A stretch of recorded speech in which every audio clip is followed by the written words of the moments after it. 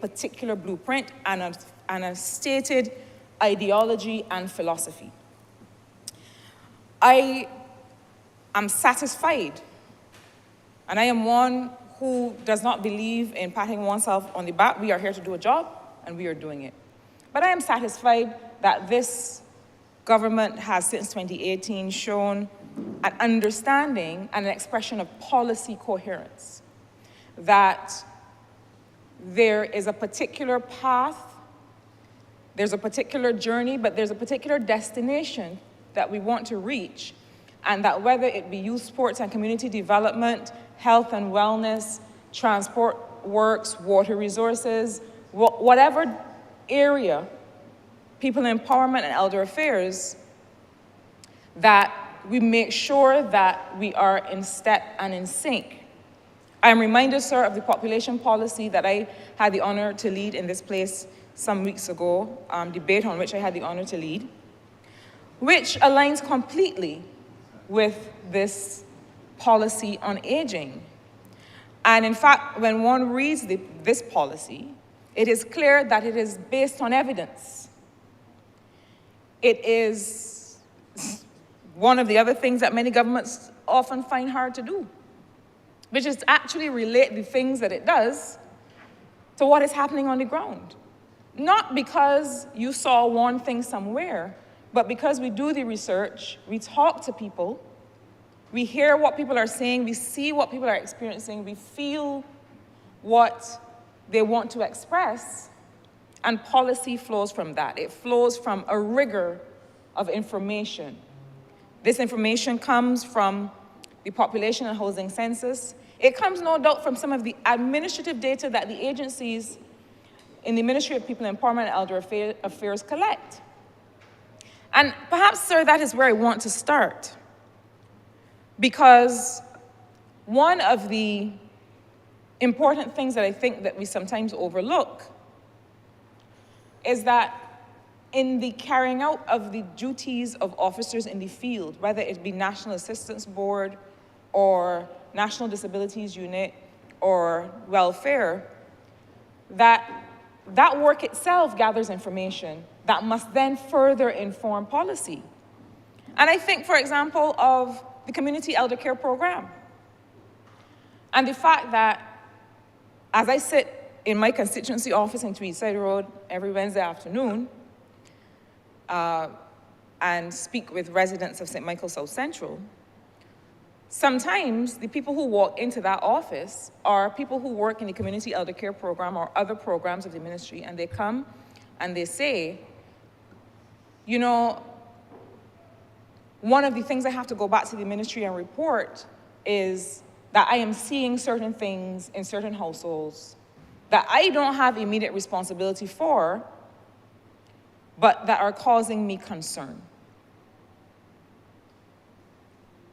And that this older person that I take care of has certain needs and deprivations in other areas. I recall that one of the things that I recommended, that I discussed with the Honourable Member for St. Michael South, is the extent to which we are capturing that information and documenting that information. That there is a way to come back to the ministry or to the department and to be able to report, not just that I was here for this number of hours, but that I was here for this number of hours, and that this has been the experience of this older person. This is a report not just on what I've done today, but on some key indicators of how that person is living. But that's how we collect information. And that information has to further inform policy, like the policy on aging. But sir, I want to have reference to the 8 pillars that were identified in the situational analysis that was done, and then that were further pursued in this policy. Financial and economic security, social security, which is really the extent to which people are protected with pensions and social protection and so on. Health and health systems, as the Honourable Member pointed out, the physical and built environment and the social environment, the legislation that supports all of these. How are we investing in long-term care? And then what is the emergency plan for dealing with the particular vulnerability that is represented often in aging populations? I want to touch, sir, on just 4 of these quickly, and then to look at 1 or 2 of the cross-cutting considerations that the policy also highlights. I think one of the first things to acknowledge is the question of care. And the Honourable Member who led the debate said very correctly that we have to consider what is the level of investment in care that the state can support. What is the level of state investment? And what is the level of family investment? The two have to complement each other. And when we consider what is the level of state investment in care that a government can support, sir, I started an exercise that, if he permits me, I will now pass over to the Honourable Member for St. Michael's South, because I think that it benefits him more to complete. But last night I was going through the policy and going through some of our numbers and started to compute the level of investment in care that this government makes as a percentage of GDP. I confess that I didn't finish the exercise. But what was instructive is that I had not yet finished and was already above the Latin American and Caribbean average for investment in care as a percentage of GDP. It means, sir, that this Barbados government is batting above the average for how much we invest in care already. And I'm sure that when the Honourable Member finishes the computation and comes back to this honourable place, we will be well above the average. Why do I focus on this? It is to support the point that he made that we, even as we continue to strengthen those investments, we have the community elder care program, we have expanded welfare benefits, increased welfare benefits in terms of the amount. We have investments in community programs that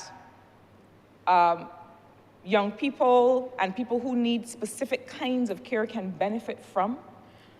And the list goes on. I know that as part of BERT, the first Barbados Economic Recovery and Transformation Plan, we were documenting and computing investment in care. And it strikes me that we have to continue, because I dare say that the record of this government on care investments is perhaps the best and the highest since independence. And it is no small thing, but what does it mean?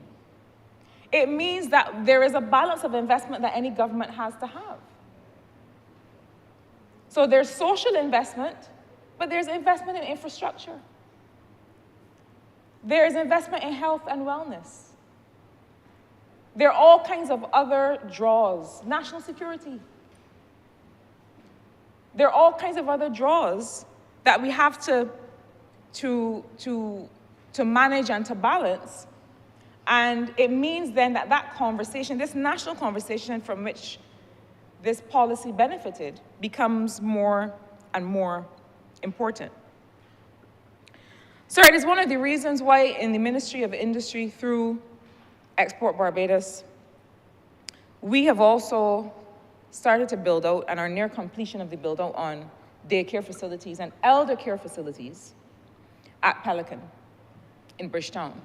And this comes from a legacy and an up till now unfulfilled commitment that is about to be fulfilled to be able to provide care facilities where people work and have the expression of their lives. And for many, many years, women who were working in what we then called industrial parks, and probably what many people still do call industrial parks, who were working in that area, found that there was no care nearby. That when it came to daycare facilities, there was no quick option for them to be able to make sure their children were safe and cared for, but not just safe and cared for. What are we doing at the facility at Pelican? We know, and the minister responsible for education transformation, the ministers responsible for education transformation would tell you that one of the most important investments you can make in education comes from 0 to 3 years old. And so one of the things we're taking the opportunity to do is to make sure that those young people and those older people who will be benefiting from those care facilities at Pelican are also learning. So for us, digital inclusion in the very early years and also in the very later years is tremendously important. And when I come to talk about the issue of elder years, income, and earning capacity, we'll see how and why. But at those facilities, it is not just about having people there and watching them. There was a time when that was what care was. People would say, I ain't got nobody to keep the child. And really what they meant was to make sure that the child survived the 8 hours. But we know it has to be more intentional than that. And then it has to be about what are the skills and knowledge that you are imparting and facilitating? What is the play that you are helping children engage in? What is the social interaction that you are helping older people engage in? Sir, we see so many people who retire from their formal jobs and go home. The people who have the greatest prospects of living well and surviving long are people who are able to stay active. Notwithstanding the other health indicators. People who have social networks, people who have things to do, people who have things to look forward to. The member for St. John spoke about the swimming program that his ministry put on. And I turned to the member for St. Michael South and I said, boy, thank goodness for that program, because my mother loved that program. And the length of Barbados, everywhere I go, people see me and say, how are you, mommy? And I don't even know that these people know my mother. And I say, she's doing well. And I look at them, you know, to get further information on how they know her. And they say, she swims with me. A whole network of older people who have found community in this swimming program. So I put in the member for St. John on notice that please allow my mother to have some further recreation through the program. But these things are important indicators of health and wellness and longevity, and we know this. And so the facilities at Pelican will include training in technology, because the other part of this conversation is that the digital divide is not just what is happening between countries in the global north and the global south, and the fact that we don't have as much capacity and compute power and so on. The digital divide also happens in countries where those of us who have not grown up in the AI and the quantum computing generation, people who are 60 years, 65 years and older, who don't naturally pick up a device and know what to do with it, stand to be left out if we are not intentional about including them. And so just like we are including technology training and digital literacy in the programs at Pelican, that mirrors what the member for St. Michael South is doing at the facilities that his ministry is responsible for to make sure that those kinds of programs are also included, and also what the Barbados Association of Retired Persons and others are helping to support in the country. So digital inclusion among the elderly is a very, very important thing. But I want to make this further point, sir.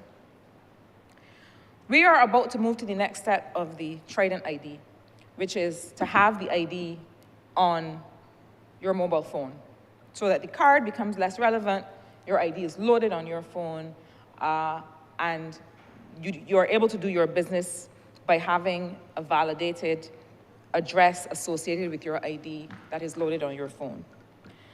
But the interesting thing about the Trident ID is that those who were most interested and most, I don't want to say compliant, but who were most interested in the uptake, who moved earliest, was the population 50 and over. Population 50 and over, overwhelmingly compared to the population 49 and below, were interested in the uptake of the ID. They were interested in having this digital ID. Why? Because I can sit at home and have services available to me without having to leave, without having to, especially older people who have mobility issues. So digital transformation is extremely relevant and timely and important as part of a policy on aging. And we have to make sure that when we talk about digital inclusion, we are not just creating access to services for older people, but also that we are including them in the industry of technology. So, sir, that brings me to the issue of what economists and others are now calling elder years income. The issue of income and how you can live and what you are earning as you get older. Sir, a constituent of mine came to me some time ago. She is over 80 years old, but you would not believe it. She came to me, lovely, poised, gracious lady, and she said that she was interested in working. She's interested in working in part because she needs to supplement her income, but in part because she wants to. And she said to me, you know, I know that you look at my, well, I have to look at the ID number, not at the face, to know, because, I mean, she did not at all. The most she looked like she could be is probably 62. Over 80 years old. And she wants to work. She actually needs to work.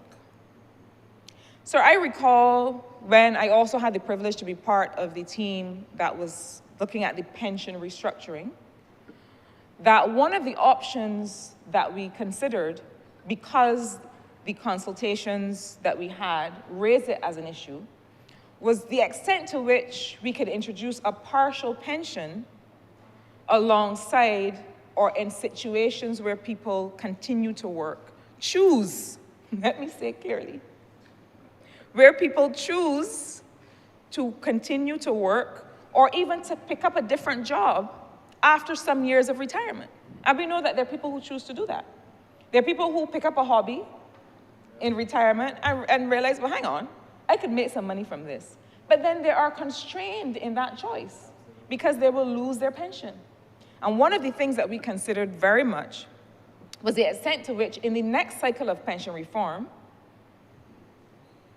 we might look at the issue of a partial pension that comes alongside older people who choose to work. Let it not be said that this government is telling people that they have to work in perpetuity. But there are people who want to, and there are people who remain productive and want to contribute. But there are also people, regrettably, who feel like they have no choice. They are at or past retirement, and they do not have enough of an income. We aim to address that similarly through the pension reform, because one of the things that is very important to understand is the need to make contributions and to ensure that a person has enough contributions to be able to earn a pension. But we also have to have a frank conversation about what people do with their income in later years. And we discussed it during the debate on the population policy. There are households, talking about dependency ratio, when we talk about dependency ratio, we normally mean the extent to which a family depends on the people of working age in the household to earn. But there is almost a reverse dependency ratio, where there are households that are dependent on pensions, the pensions of older people. There are many households where it is a pension that was sending students to UE before 2018, when a former Democratic Labour Party government removed free tertiary education. There were pensions sending young people to the University of the West Indies and Community College and SJPI. If my pension has to send to school children, if my pension has to buy groceries for a household full of people, then how am I able to do the things that I need to do as an older person? How am I able to buy medication? How am I able to pay for the kind of recreation? We have a program in St. Michael South Central where one of the things that we do is to help support recreational activities of some of our older people. So that if you're doing a sewing class and you need some sewing items, we want to make sure that your brain remains engaged, because your brain remaining engaged is one of the best indicators of a positive outcome. If you get ill and have to be in hospital, you have something to go back to. You have something to live for. And like it or not, that is a fact. That is a fact that doctors are now documenting. And so while we have people who want to work and choose to work, we also have people who work because they have to. And the question is, how do we consider the structure of our pensions and our pension system such that those people who want to work can, but also how do our families and communities add to what the government is investing in to, as a community, support elderly populations, because that is what it comes to. When the member for St. Michael South says this has to be a national conversation, that's what the national conversation is about. What is each of us doing to make sure that we are caring for the elderly in our communities? But sir, others said it before me, coming to the question of health, wellness, and longevity that the policy speaks to. The health question, as it relates to aging, does not start when a person is 50 or 60 or 70 years old. And sir, I really feel that it is high time that we get serious as a country about having frank conversations about health and wellness. I'm going to say something that people may consider controversial. There is a narrative that it is expensive to eat well. No. It is the case that foods that have lower nutritional value are often some of the cheapest foods that you can find. But I want to offer a different consideration. And it has to do with something as simple as portion control. The experts tell you to shop the perimeter of the supermarket. I mean, in our case, shop the market.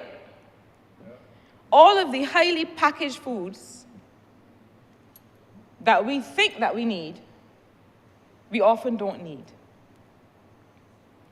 So that if we buy some sweet potatoes or some, I also think that we've overblown the difference in health benefits between sweet potatoes and white potatoes, because sweet potatoes are good, high in fiber, very good. White potatoes are healthy. White potatoes are healthy, right? I know people that think that rice is not healthy. I've seen a woman stop at a food truck and say, I don't do the lot of rice, I can buy macaroni pie. No, rice is a grain. It is healthy. Even white rice is healthy. A portion of food in general is the palm of your hand. A portion of sweet potato is 4 ounces. That could fit in my hand. I say all this to say that we need to start a national conversation where we understand that food is meant to nourish us.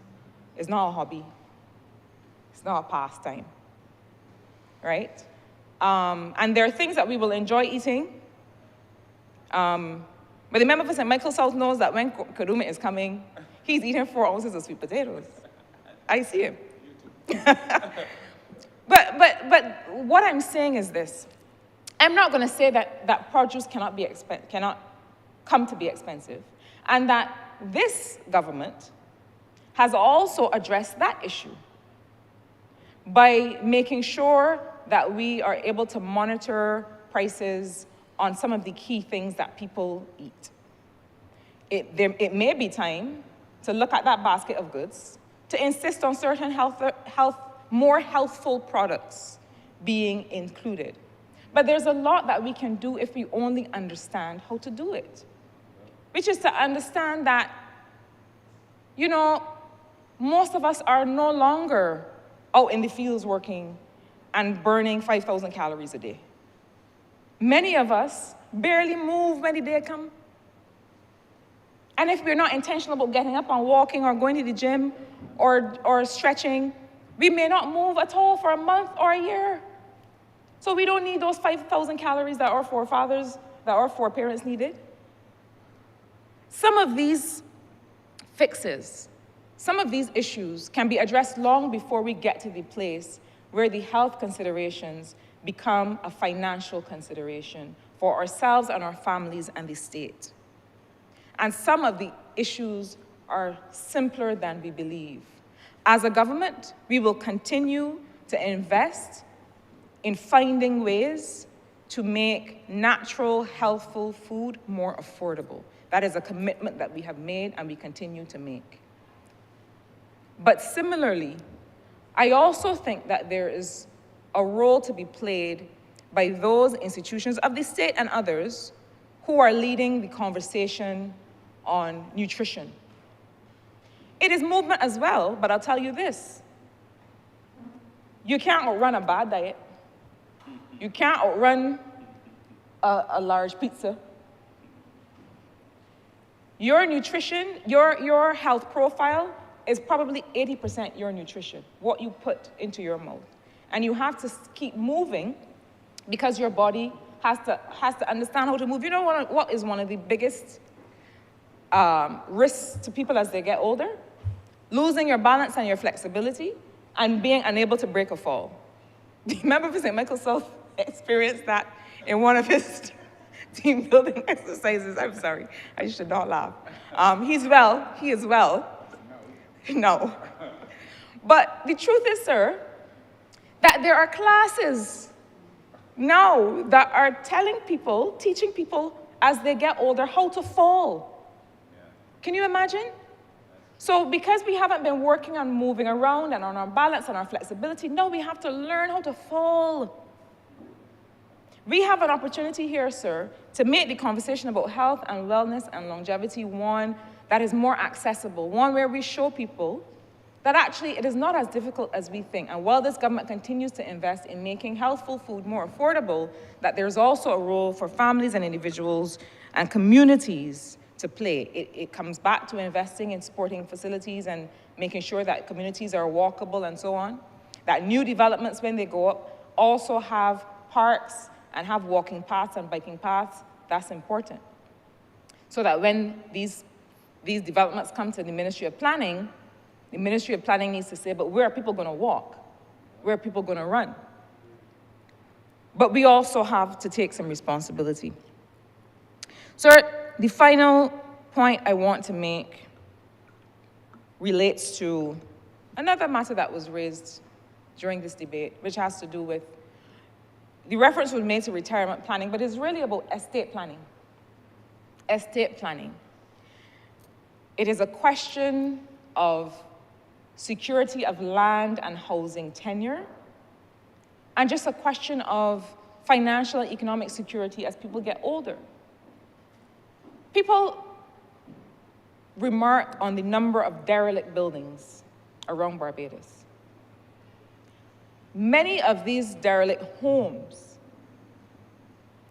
are in such a state because of estate issues, because an individual has not put together a will, has not put things in place to say, well, I want this property to pass to the member for St. Andrew. I want this part of my estate to pass to the member for St. Thomas.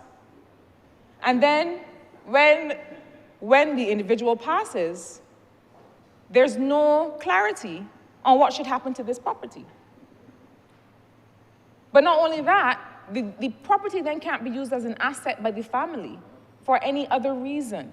And so a lot of the insecurity that we see when it comes to insecurity of dwelling and of land tenure has to do with that.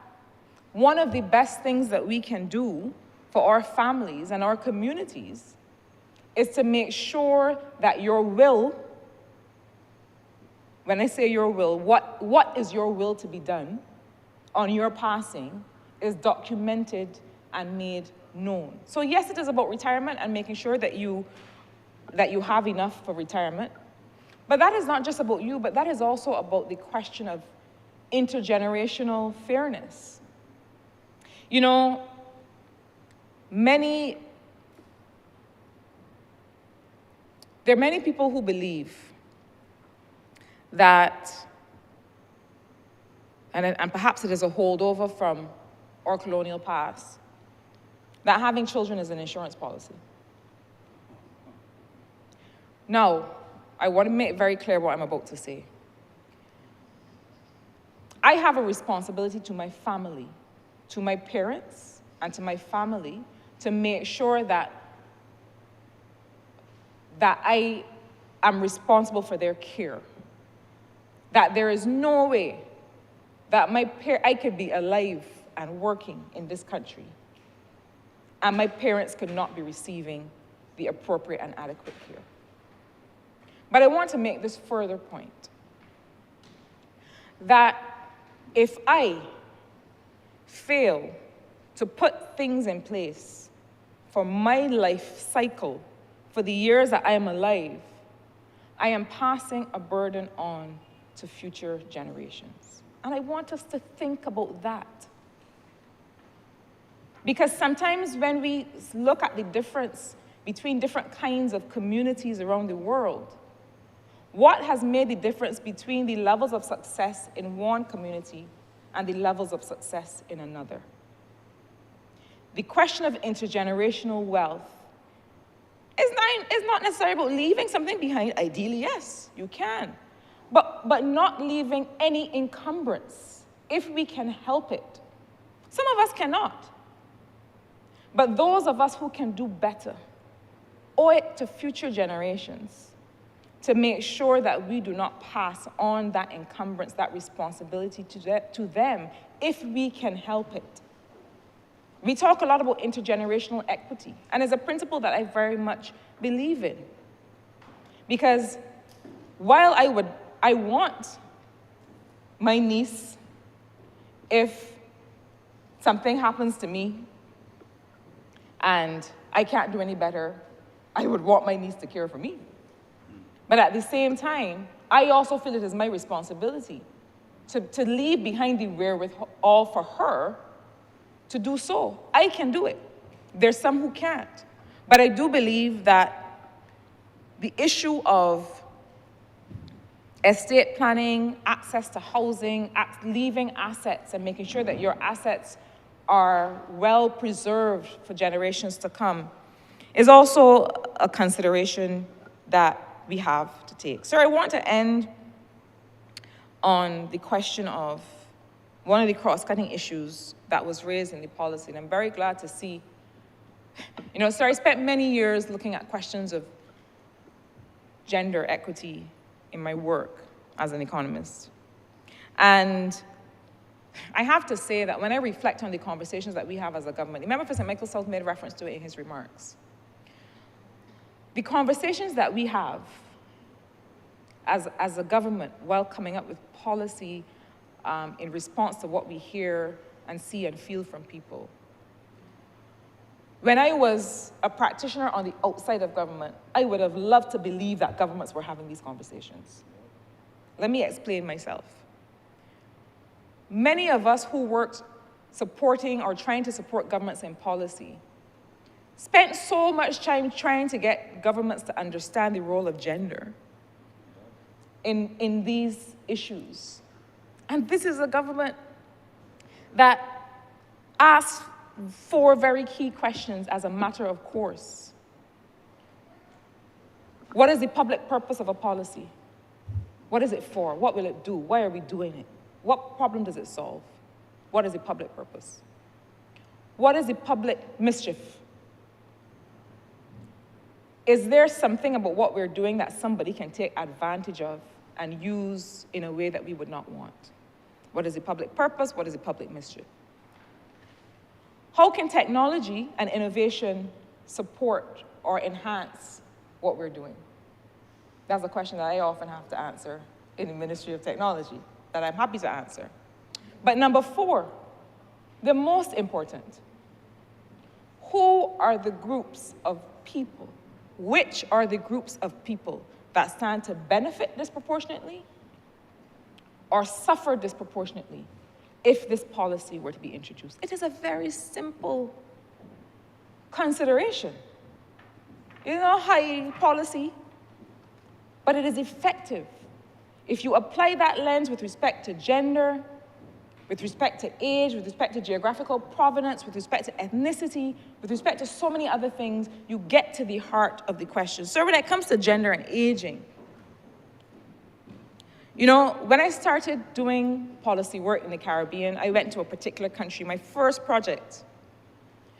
And I was asked to help that particular government understand some things that were going on in the country at the time. And one of those things was that that government found that there were so many men who were being left out in their elderly years. I mean, when I say left out, in this particular country, literally, who were more likely to be homeless,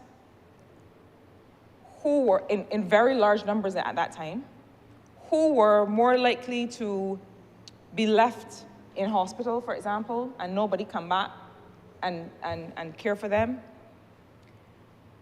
The percentage of men versus women who experienced this kind of abandonment and deprivation in the years 60, 65 and above, I mean, it was shocking. But the reason really was that many of those men had what we would call visiting relationships, right? They didn't belong to any particular household or family unit. And so when it came to their older years, because they hadn't associated with a family structure, people were like, well, yeah, I know you, you look familiar, but you don't concern me. And that was the challenge that that country was facing at the time in overwhelming numbers. And remember, President Michael South is reminding us that this is a challenge that is also faced in Barbados. And so it means that, again, just like with the health question, the question of how gender impacts aging and what are the gendered dynamics, what are the social dynamics that impact aging, doesn't start now. It starts at the time that those individuals were building relationships and making family decisions. Those family decisions are now affecting the way that they live today. It doesn't mean that we say, okay, well, that's a matter for you. It means that the investment that we make, the policies that we come up with, probably start at a different place. You know, when I worked in the UN system, it was called UNIFEM at the time, had a program called Share the Care. And it was really just about helping families understand that care responsibility is everyone's concern. Yeah, it is women and men and communities sharing care responsibility in ways that they can manage. Your honourable member has 2 more minutes. And, thank you, sir. And I like to think, when I look across the last 30 years of family evolution in Barbados, that programs like that have had an impact. I don't know what the numbers say in the studies that are done in the Ministry of People Empowerment, but anecdotally, it seems to me that there are many more fathers and other custodians of children and others who need care that are taking on that responsibility. And so these issues that are represented in this policy, sir, on aging are not just issues about aging. They're issues about our social structures and our values and what we choose to invest in, and how that investment in care is actually productive. It's not just that households are consuming the money that we spend on care. It is that those investments help people, allow people to continue to meet their full productive capacity. So, sir, just like the policy on population, just like the financial measures that we've taken, where this government has determined that there will be a 50% tax credit on elderly care facilities and hospices. Sir, that is what I mean by policy coherence. So it is not just on in the Ministry of People Empowerment, it's not just in the Ministry of Community Development, it's not just in the Ministry of Finance. All across government, we are looking to see how we are able to invest in a common understanding and implementation of the things that matter to Barbadians. And so, sir, I wholeheartedly support this policy, but beyond that, I also wholeheartedly support the call that has been made for us to continue having this very important national conversation and to identify the ways in which each of us can and must take responsibility for every sector of our population, including and especially the elderly who have brought us here, on whose shoulders we stand, who have brought this Barbados to this place in our development, and to whom we have a clear responsibility. Mr. Speaker, I'm obliged. Honourable Member for St. Thomas. Thank you very much, Mr. Speaker. I wish to commend the Honourable Minister, member for St. Michael South, for continuing to pursue this policy and indeed to work towards implementing those goals that are necessary for our elderly or aged persons in Barbados to be recognized for their contribution over those many years, especially when they would have come through some very harsh economic times.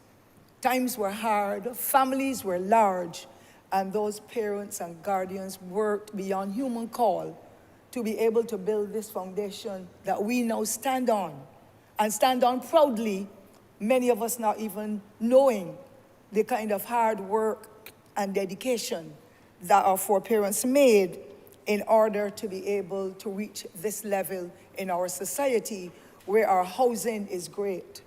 Our housing facilities are fantastic. The standard that was built for us, Mr. Speaker, has really caused me to be so proud to be a Barbadian.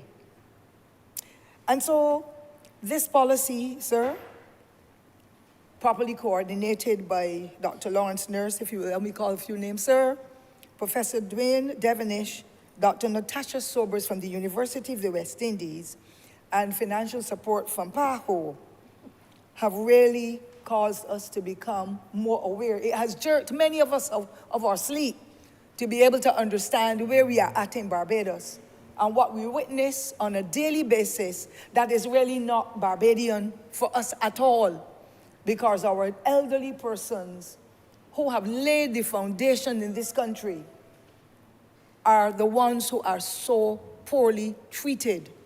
And I believe that once the rest of Barbados becomes familiar with what the policy outlines and the plans that are in place, that they will be better sensitized as to what their roles are in helping to sustain or extend the lives of our senior citizens who are the trailblazers of this society. Mr. Speaker, sir, they worked in the plantations, in the houses of the massa and the white people.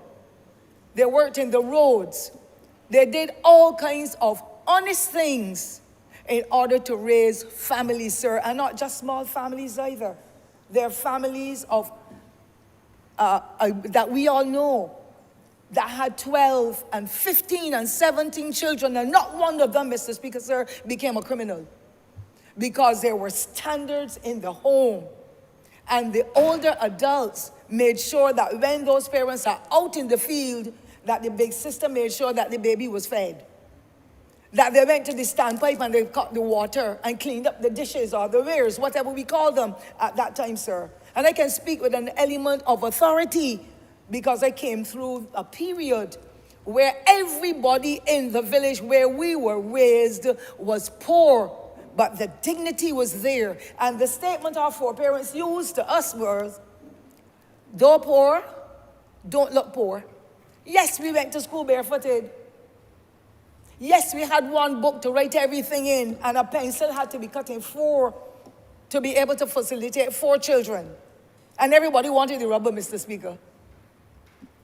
We went to school barefooted, Mr. Speaker, and I speak with a measure of authority and experience because that was the mantra that obtained in those days. And I too would have been one of those who went to school barefooted and wore hand-me-downs. I had to go to the standpipe and bring water.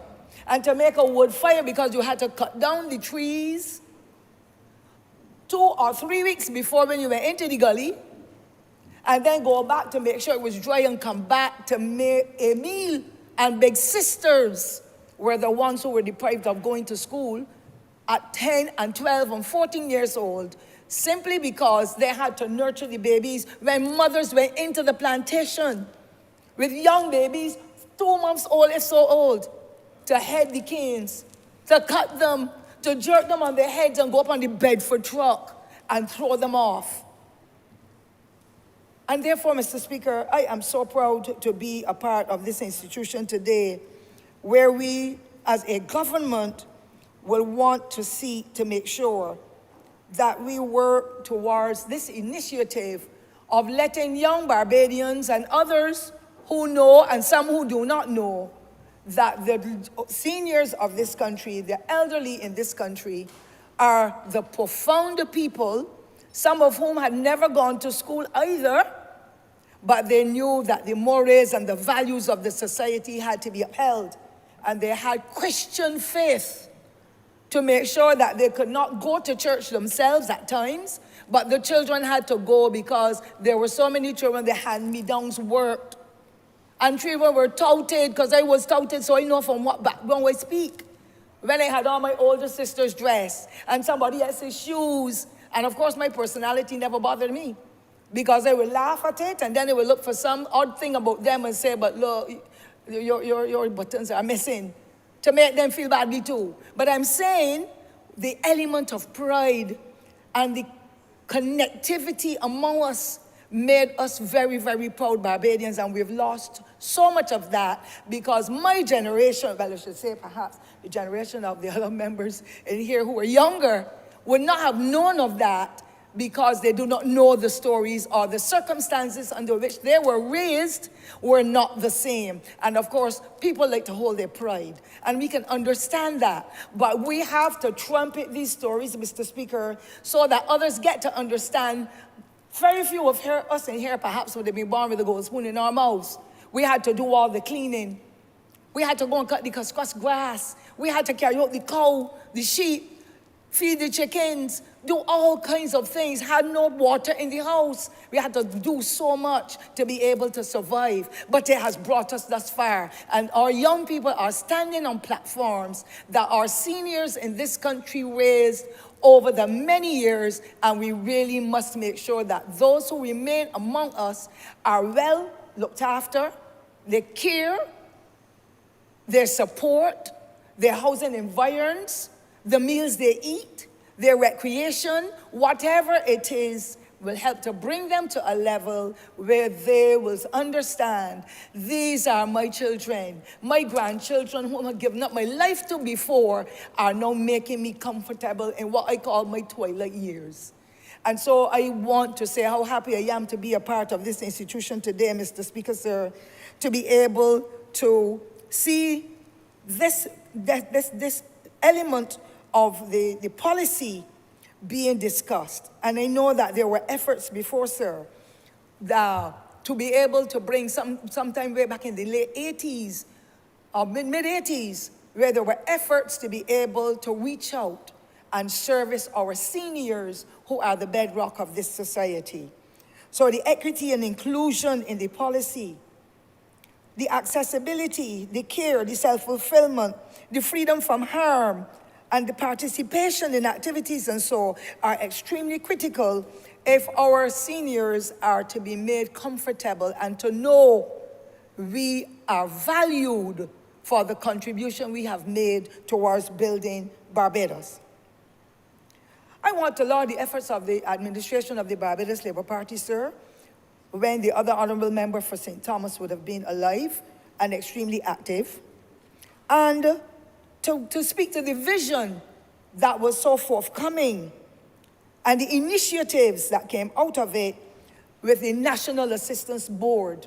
And as a young girl, I saw houses not only in rural Barbados, but urban Barbados being upgraded and built to facilitate the needs of our seniors who were going down in their years and could not even maintain their properties because of the poverty through which they had come. Their spending power really was not there. And of course, they would have retired, but whatever they were receiving for the pension would have been so small, and the cost of living rising all the time, they were not able to purchase the items they needed, whether it be for the bedroom, or for clothing, or meals, or furniture, or whatever. They were unable to do that.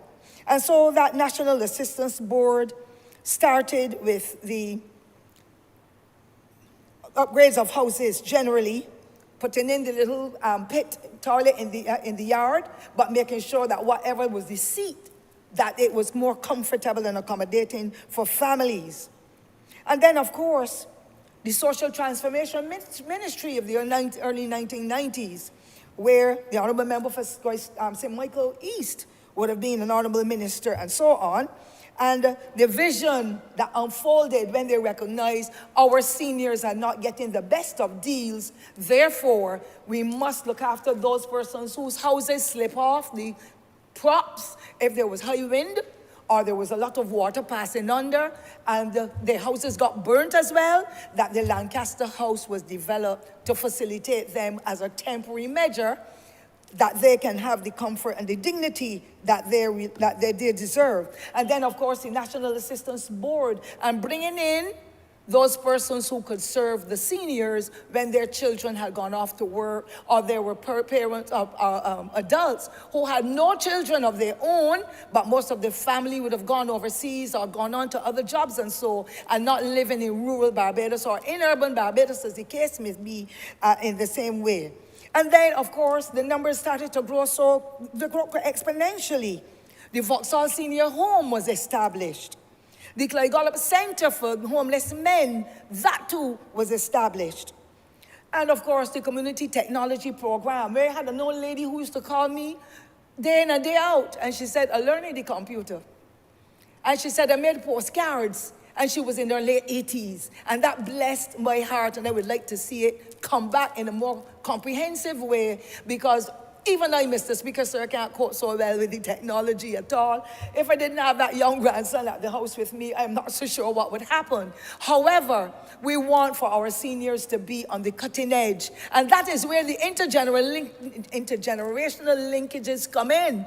Because without that grandson in the house with me, although he's very impatient at times, and I get angry and tell him, I'm going to take you from my house, I'm going to send you where you live, come back and show me again. But those seniors didn't have that privilege. And so that project that the government instituted helped them to better, the seniors to better be able to become on the cutting edge or so in learning the technology. And then you have the community, the exercising and the dancing and the drama.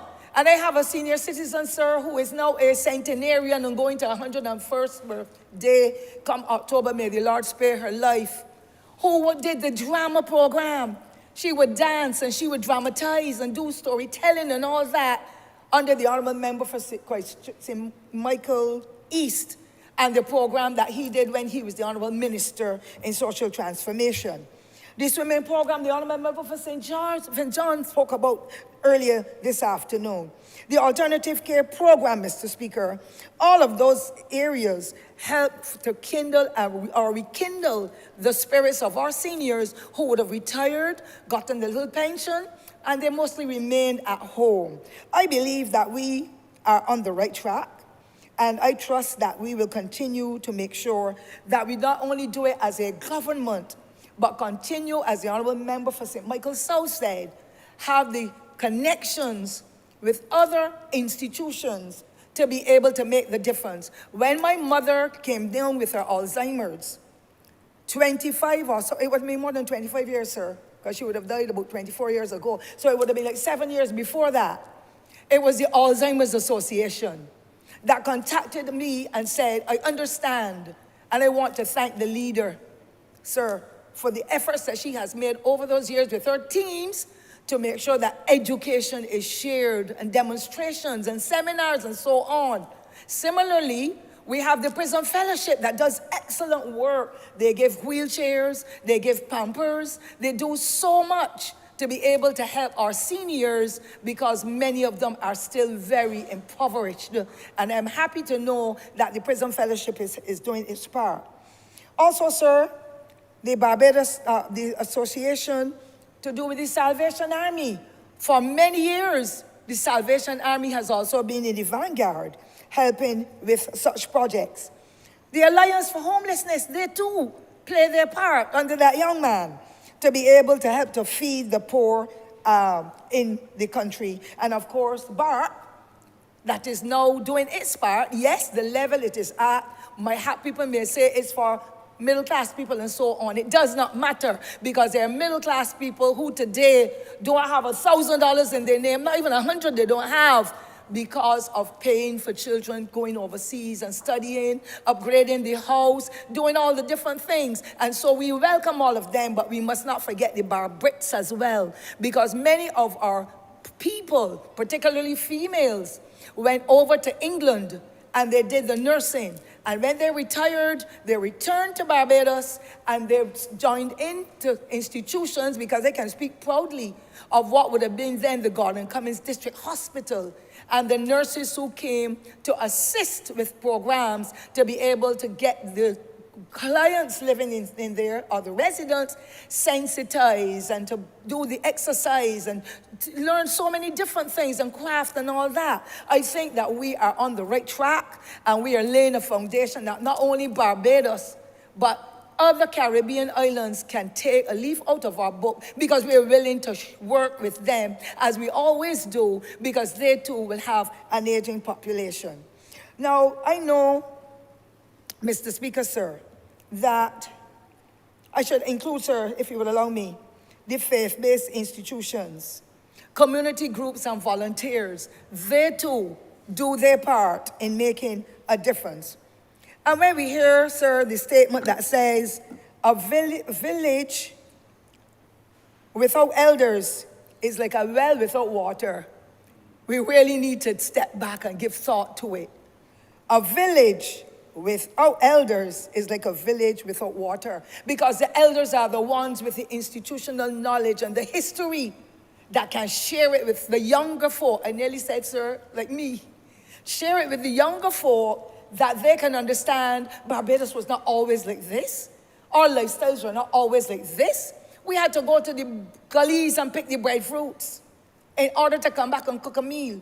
There was not always meat with them, Mr. Speaker, but the way it was prepared, it was tasty, and here we are, most of us, still much alive and kicking, because our foreparents did what they had to do to keep us healthy. We had cows, and we had a source of milk, fresh from the cows. All you did was to warm it, and you had your good nutrients in your meals. Those old people were those seniors were so great. Mr. Speaker, sir, what they also did that should come right back to us is for us to look at the traditions, those mores and values that they upheld. The traditions, the games, the storytelling, and children will sit around in the neighborhood and they will play puss catch a corner. They got exercise. And the seniors had their eyes out on them, especially the girls, because my mother has 7 girls and 1 boy, so she had no choice. Look out for her girl children. However, we got the exercise. We shared ideas. We shared the fruits and vegetables we grew in our... The Barbados was so different then. Are we talking to our children now? And are we working towards those intergenerational linkages that are necessary that our children can get to understand and tolerate? It is not only that granny or granddad is old, it is that, yes, the memory may be going and coming, but we can do things to help to stimulate them so we can get our young children to play Ludo with granddad, or a game of dominoes, or a game of Mora. Mr. Speaker, sir, that you yourself might be so young you may not even be familiar with what is Mora. Or to stoop down and make sure you have on a good pants under your dress and pitch. You dig your own king hole and you would pitch. That was a form of exercise because you had to stoop. So you didn't have people with knees and the arthritis getting into their system, Mr. Speaker, like mine would be now.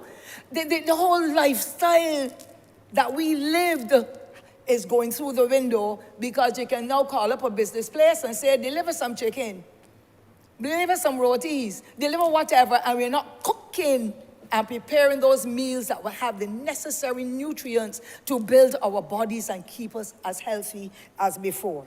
So, where's the culture of Barbados? Hitty-bitty, so fast and tight, shut up your lap, tight. And when children understand that game, they will play it. And we played the game, Mr. Speaker, nobody ever touched our person. We played it day in and day out. Roll, nanny, roll your banks and go. But nanny, what you going to do?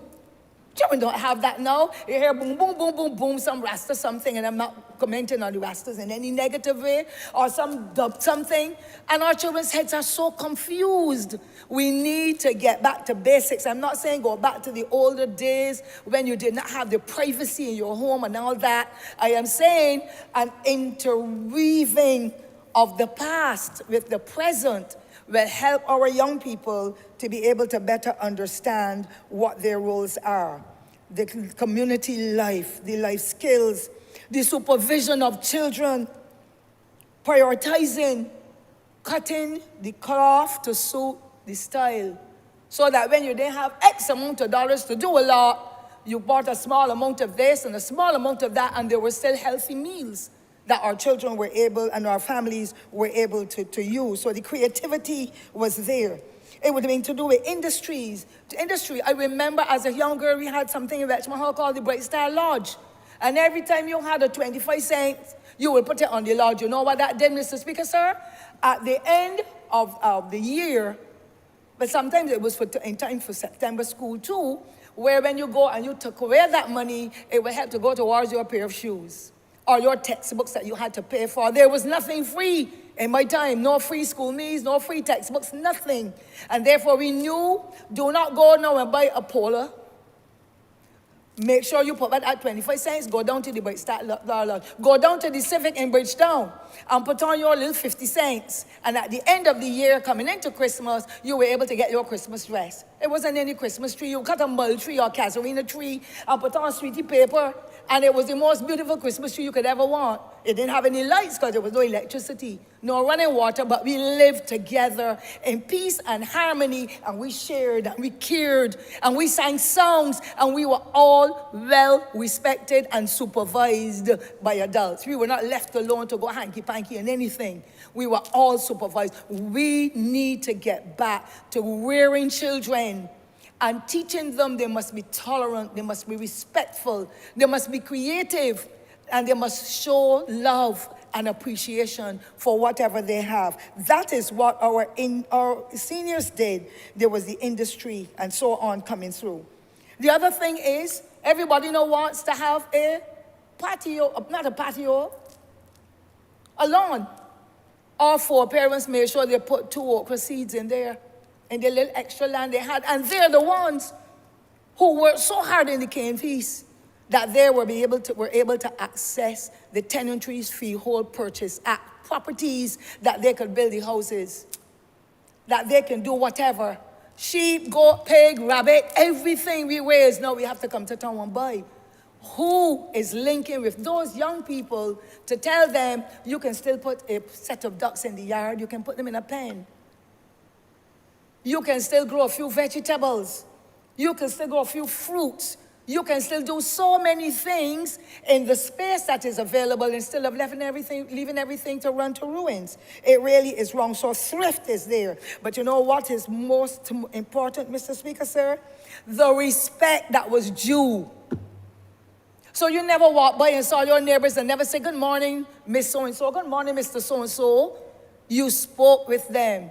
You showed respect in the bus. You did not fight, you did not curse, you did not threaten, because you know when you reach back home, there will be some kind of punishment that will be there for you. Every Sunday, sir, we went to church, or Saturday for that matter. Where are our children now on Sunday mornings? Watching the TV, playing with the devices. Some of what they're watching, no parent seems to even know, because if I had to look at it, if I could hear cursing, but then they know what that is about. But no monitoring of our systems. We are making them wear clothing as adults would. Nippy. Half naked then, Mr. Speaker, sir. Body parts exposed. Some of them body is not even as pretty as mine as an old body. And where are the standards?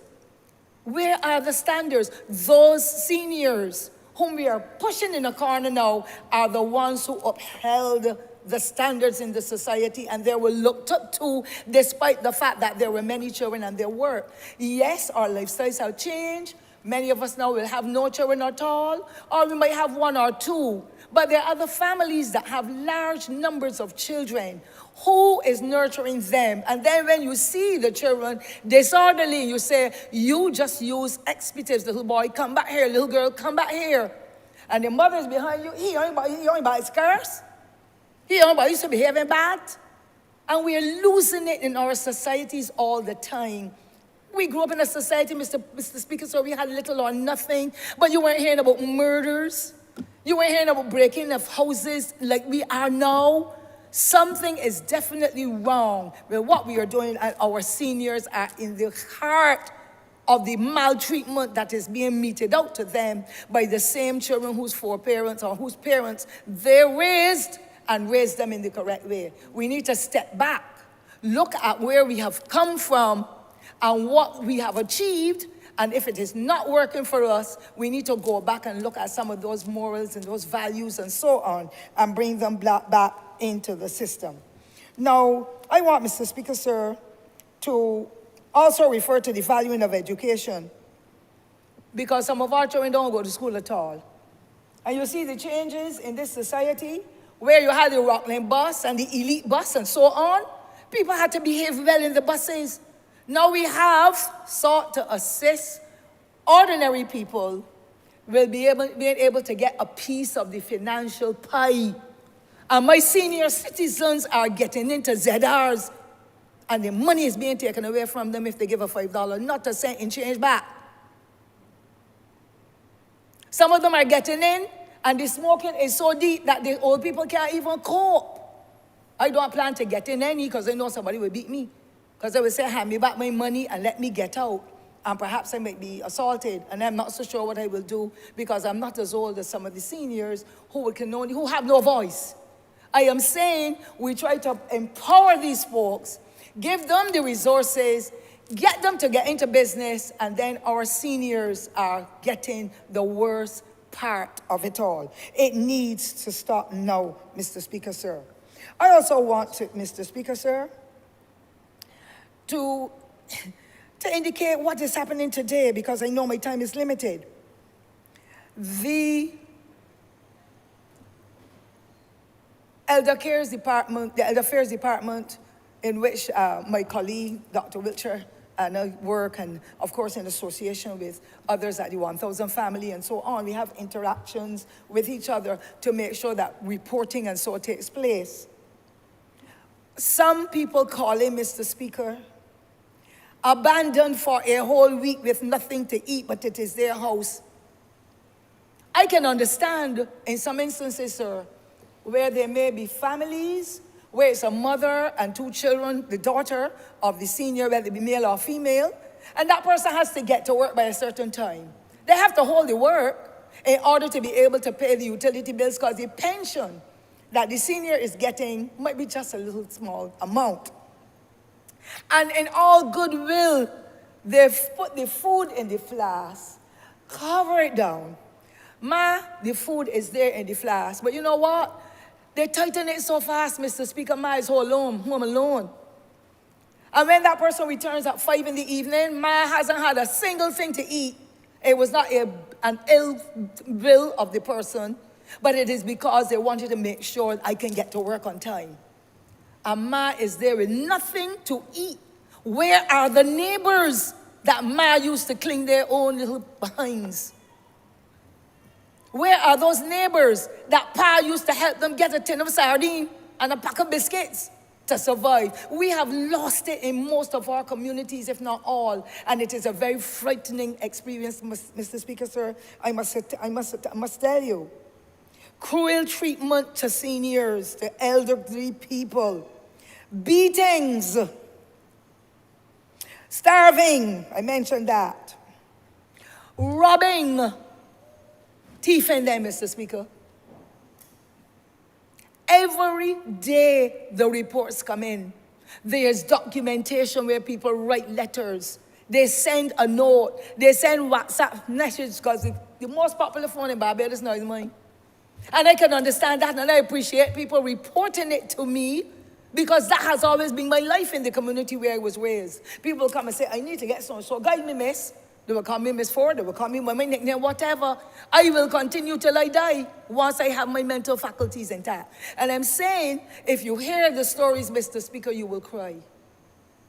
Our seniors, most of them, I should say, are not getting a good deal at all, especially with friends and families, those 2 F's.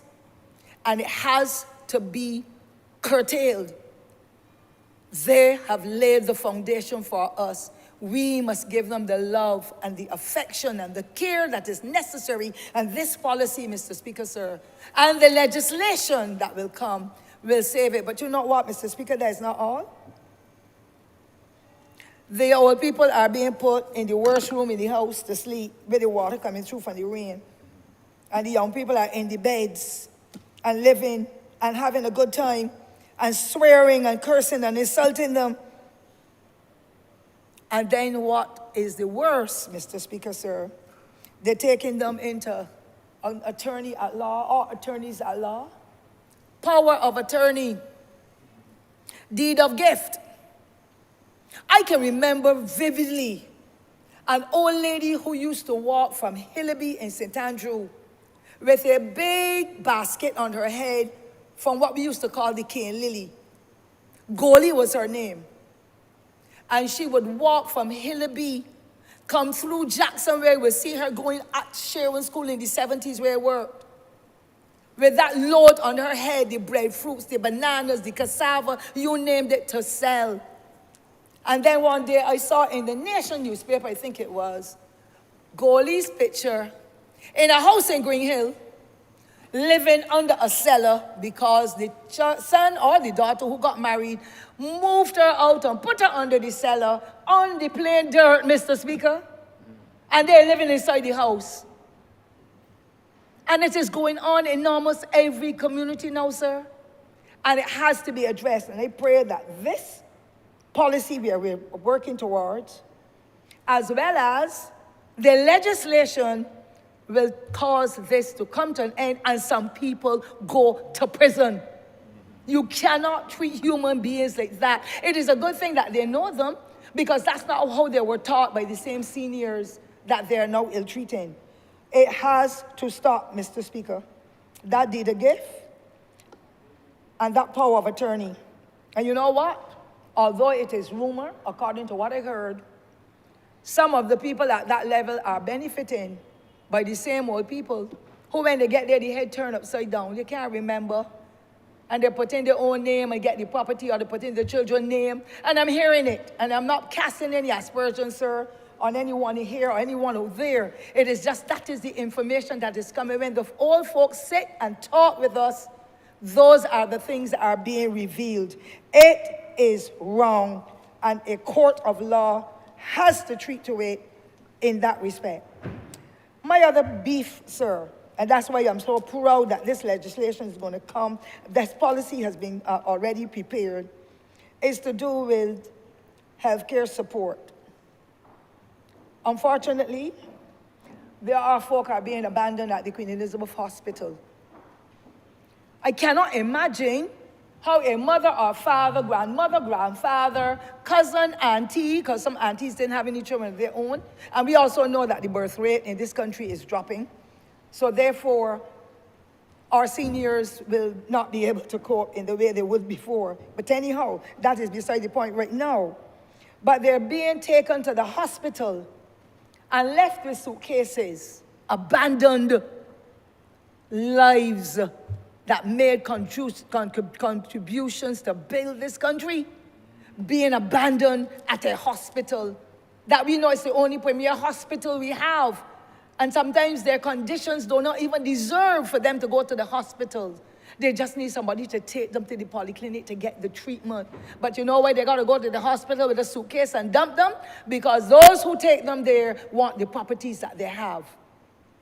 And I want for us to continue to have synergies with the constabulary, with other institutions, to be able to sit and put on the table, these are the challenges we are seeing that we would like to have them address with alacrity.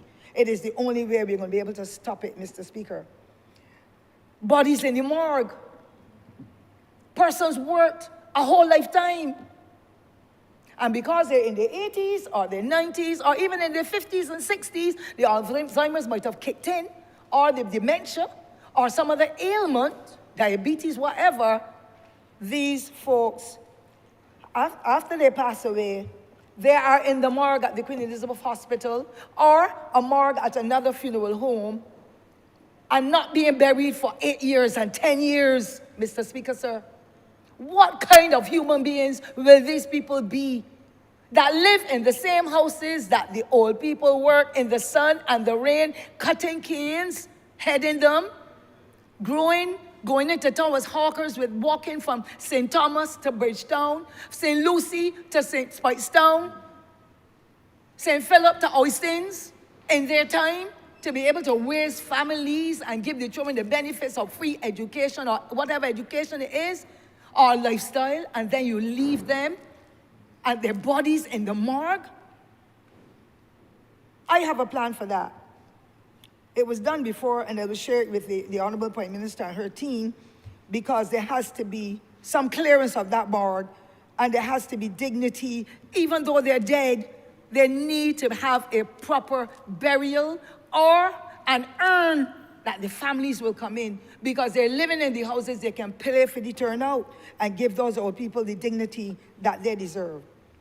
So care for family and loving one another, for love is of God, that too seems to have gone through the window, Mr. Speaker. The honourable member has 2 more minutes. Yes, please.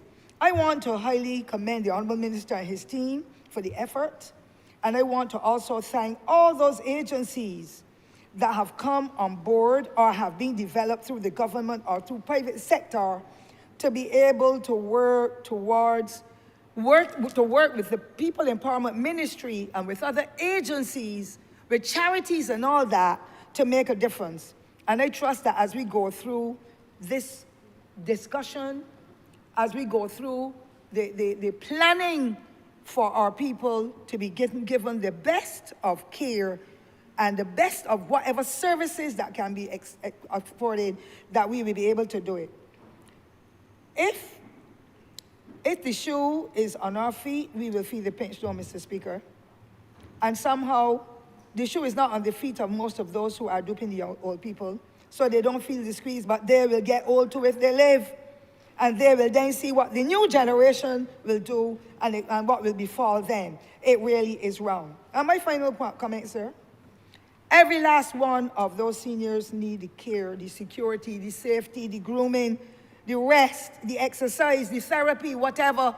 We can do it as people living in villages and in communities. But I know I'm going to close on another point. I do not care who will curse me. I'm the only child my mother had that she named after her. I'm the only child she has with this personality. I have a profound difficulty, Mr. Speaker, sir, with a group of people going into villages and communities, and old people are buying produce from them because they can't get out some toothpaste or toothbrush or toilet tissue or some item. And they're both of the checks, Mr. Speaker, I spoke it here already. And I know that I hear I'm getting criticized. Nobody can criticize me because I don't beg, no, I don't take anything for politics. I hit my pocket or I stay quiet in the corner. Nobody will hold up anything and say I gave it to her. So I can talk. Concluding, sir, those senior citizens who cannot get out and they're doing that kind of purchase, if they spend $50 to get the items done, Mr. Speaker, because they can't get out and the children are not looking at them, nobody in the neighborhood is, which is wrong. And they spend $50, say, for example, sir, they were getting $400 per month, not per 2 weeks, so it's $800. The checks are being taken, Mr. Speaker. I speak from a background of knowledge on that. And I'm going to close on that because that has to be curtailed. The checks are being taken. If there's $50 they spend, the $50 is being taken out. It is $800 if, on average, if you want me to say that. And then you know what, Mr. Speaker? You know what, sir? $30 per check. $60 more is being taken from that $800. And then people are going in the bank, the persons who are doing it, and standing in a line. That is why I've written and asked my permanent secretary again, our permanent secretary in the Ministry of People Empowerment, let us have a meeting with the bankers. Let us have some meetings with the police officers, because it is the worst evil anybody could do to see somebody downtrodden and to walk on them, and then you go in a bank with 35 and 40 checks from senior citizens. $30 a check. Multiply that, Mr. Speaker, by 30. I hardly went to school. I never sat in a fifth form yet, sir, except I went to look for a friend, so people might say I'm an idiot. Multiply that, sir, by $30 per check. And then you will be able, sir, with your brilliance, determine what is happening to our seniors. I want the legislation like yesterday morning. And I pray to God that the policy and the framework that we have will be put in place, the sensitization across communities, and of course that legislation will bring some of them to the fore, because our seniors are the most valuable things that can happen to us in this society or any society, because they have given us the life and prepared the platform for us to be able to rise to a level that can make a difference. We must cherish them and thank God for them and their lives. And so, sir, I wish to thank you sincerely for giving me the opportunity, and I look forward and ask God to help us all to live, to institute these measures, because any life that is saved, whether old or young, is important to us in this society where we live. I wish to thank you, sir.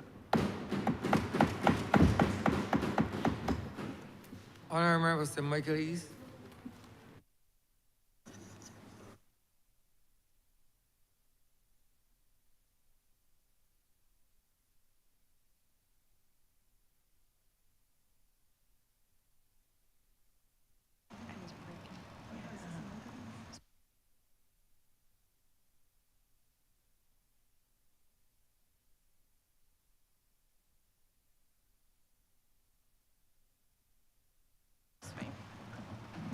Honourable Leader, Government Business. Thank you, Mr. Speaker. I beg to move that further consideration of the resolution be postponed. Question that further consideration of this resolution be postponed. All those honourable members in favor, please say aye. Those against, please say no. Me think the ayes have it. Further consideration of the bill is hereby postponed.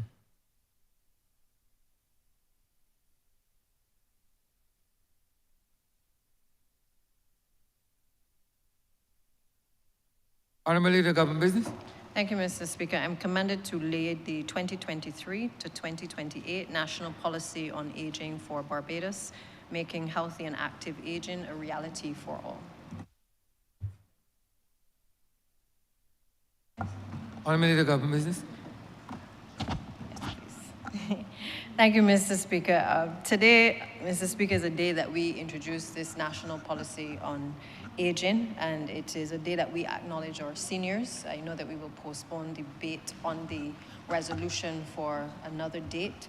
However, while we are preparing not only for the present but also for the future of our seniors, we also have had the opportunity today to celebrate as well the achievements of one of our own Barbadians, a Barbadian of whom I am very close to because her mom was living in my own constituency in St. Michael's Southeast, and one whose achievements I feel very personal in terms of celebrating.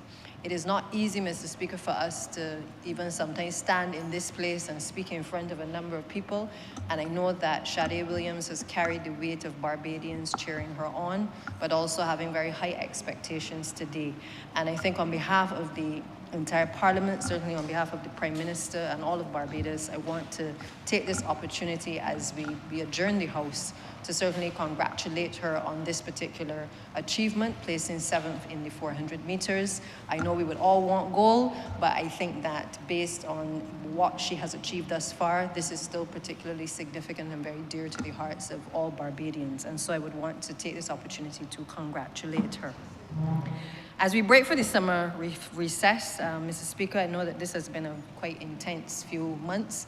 I don't think that we would have made it through if it was not with the dint of effort from certainly the drafters and persons within the Solicitor General's chambers, persons who have been drafting legislation to be able to bring the legislation that we have done so into this chamber. That has impacted on the lives of ordinary Barbadians. We would not be able to do the business of Parliament, obviously, if it was not for the clerks of Parliament and all of the ancillary staff. And we are certainly grateful to all of them for the assistance that they provide to us at every session, whether it is on short notice or otherwise. I want to thank as well the ancillary staff who provide the necessary support in this institution, as well as the catering staff, and no doubt the Barbados Police Service as well, who provides our security. And of course, Mr. Speaker, the public for watching and also for engaging with us. The public gallery is not as full as it used to be, but I know that now the technology has changed and many people prefer to watch the proceedings online and to follow at a later stage what is happening certainly within this particular chamber. But I want to thank them as well for participating in our various committees. Many ordinary Barbadians have been able now to witness 3 of our committees fully functioning. And we look forward to being able, particularly with the majority that we have as a government, to being able to continue to consult and to engage with the wider Barbadian public, to be able to have them to input in various pieces of legislation. And I say that, Mr. Speaker, because I think it is important that as we break, that we understand and appreciate that when we have such a huge responsibility on our shoulder, which has been given to us by way of the mandate of the people, it is important that we do not take it for granted. And sometimes we may not always get it right, but the onus is on us to make sure that we keep the consultations going, we keep the lines of communication going with the general public to be able to make sure that the legislation that we pass in this chamber redounds to the benefit of all Barbadians across these lands. We've had a number of achievements this year, apart from the committees. And I know that there have been various pieces of legislation, some controversial, some not so controversial, some that have impacted significantly the lives of ordinary Barbadians. And I look forward to us continuing to impact, particularly with the Health Services Amendment bill that is currently before the committee, or what we call the Bush legislation, Mr. Speaker, that I know every Barbadian, every MP is anxious to be able to see passed within our next session. We also are looking forward to other upcoming legislation in the form of the human tissue transplant bill, as well as the stormwater management bill, the metrology bill and the copyright bill. Those will be coming on the agenda for the next sitting of Parliament. We have had, obviously, some crossing of the floor in the course of this particular session, so we've not been without the comedy of a Parliament that has had to encounter that, and certainly a political party. But I think that we have witnessed, certainly within the last few weeks and months, the challenges certainly that the leader of the opposition is facing, trying to get his act together, and certainly that political party. And I hope that while we take this recess, that they would certainly pay attention to what is happening, and that they too will take a moment to recess and to reflect on what is happening and the examples that are being set for the people of this country, and certainly for the governance of this country, because it does not make sense that the leadership of the country is fighting amongst itself, whether on this side or on any side. And I would hope that whatever those issues are certainly put to rest in due course and in the interest of all Barbadians. Mr. Speaker, I would like, therefore, to thank all of my colleagues for their participation in the debates. They have been in full attendance for the most part. Some are out of the jurisdiction presently. Some are getting ready to certainly take their holidays with their children and their families, which I know is much overdue. And I would want to wish everybody certainly a safe remainder of the summer vacation, as well as to you, Mr. Speaker, because you and certainly the Deputy Speaker have provided the guidance that is needed in this chamber, trying to keep the peace on many occasions as necessary, and doing a wonderful job in very difficult circumstances. And we are grateful to you for the leadership that you have provided to us as well in this place also. So with those few words, Mr. Speaker, speaking on the adjournment, I therefore beg to move that this House be adjourned until the 17th of September at 10 a.m. The question is that this Honourable Chamber be adjourned until Tuesday, the 17th day of September 2024 at 10 a.m. in the forenoon. All those honourable members in favour, please say aye. Those against, please say no. Me think the ayes have it. This Honourable Chamber stands adjourned until Tuesday, the 17th day of September 2024 at 10 a.m. in the forenoon.